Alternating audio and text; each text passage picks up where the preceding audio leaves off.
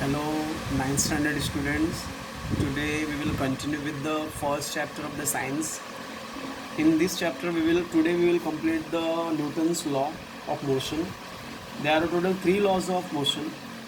तो तीनों लॉ के बारे में स्टडी करेंगे और एकदम छोटे में, स्मॉल में और सिंपल में पढ़ेंगे तो आपको मेमोराइज करने में इजी हो जाएगा. ध्यान से सुनना है, ठीक है. First law, Newton's first law of motion. An object continue to remain at rest. मतलब कोई भी ऑब्जेक्ट एक ही पोजीशन में, रेस्ट पोजीशन में कब तक रहता है?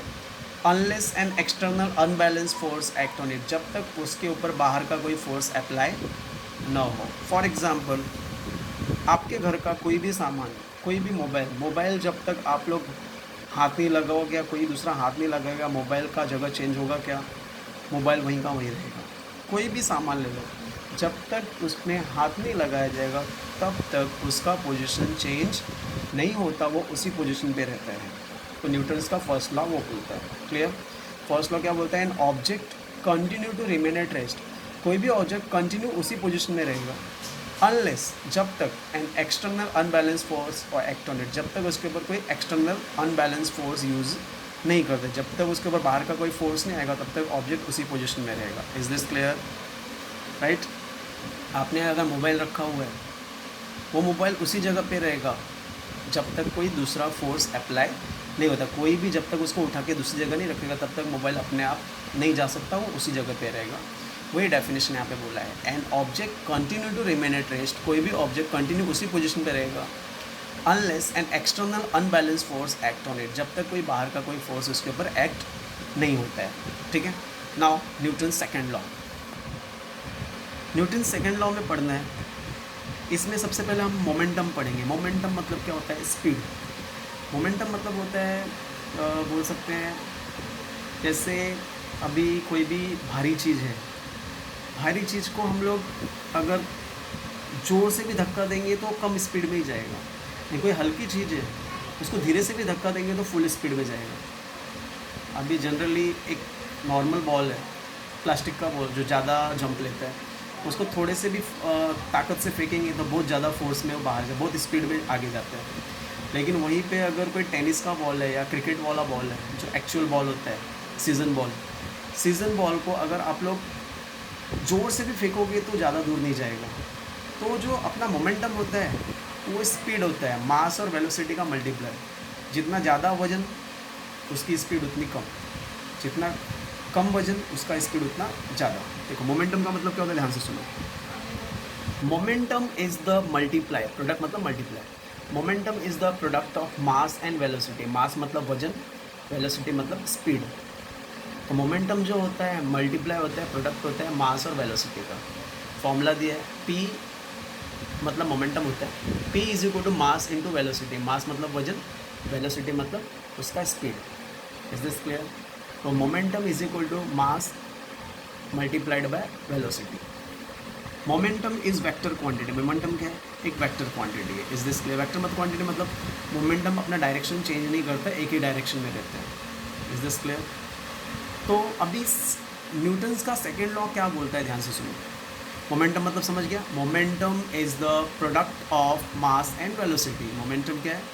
मास और वेलोसिटी का प्रोडक्ट है, जो यहाँ पे दिया हुआ है. अब आते हैं न्यूटन का सेकंड लॉ क्या बोलता है. What is the second law of Newton? Rate of change of momentum.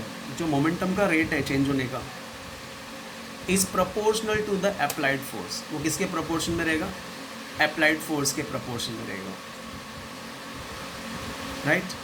मतलब जितना ज़्यादा फोर्स लगाएंगे मोमेंटम का रेट उतना ज़्यादा चेंज होगा, कम फोर्स लगाएंगे मोमेंटम का रेट उतना कम चेंज होगा. तो वही लिखा है, rate of change of momentum is proportion to the applied force and the change of momentum occur in direction of force.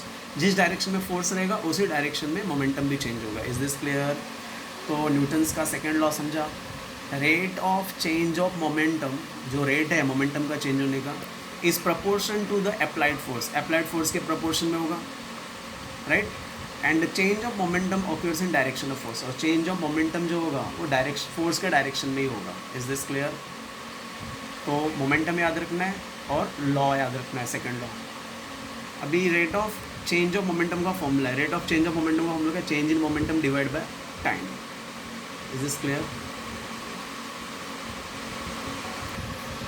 Rate of change of momentum का फॉर्मूला क्या? Change in momentum divide by time. Change in momentum मतलब final momentum, मतलब we मतलब final momentum, you मतलब starting का momentum. Final momentum minus starting का momentum divide by T.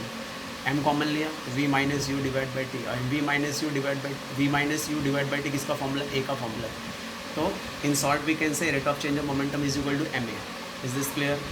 तो second law में खाली मोमेंटम पढ़ना है. Momentum is the product of mass and velocity. And second law पढ़ना है, rate of change of momentum is proportional to the applied force and change of momentum occurs in direction of force. Is this clear? Now Newton's third law. Newton's third law क्या बोलते हैं? Every action force has an equal and opposite reaction force which act continuously, simultaneously होता है. Every action force has an equal and opposite reaction force. हर एक action force का equal और opposite reaction force होता है विच एक्ट कंटिन्यूसली, जो continuous होता है. जैसे भी कोई बॉल आपने वॉल पे जोर से मारा, दीवार पे जोर से मारा, तो जितनी स्पीड में आप मारोगे उतनी स्पीड में बॉल रिटर्न आता है. तो जितना स्पीड आपने फेंकने के लिए लगाया, वॉल भी क्या किया, उतनी स्पीड से अपने को वापस रिएक्ट किया. तो हर एक एक्शन का क्या होता है? इक्वल रिएक्शन होता है, अपोजिट रिएक्शन होता है. समझ गया? तो this is the third law.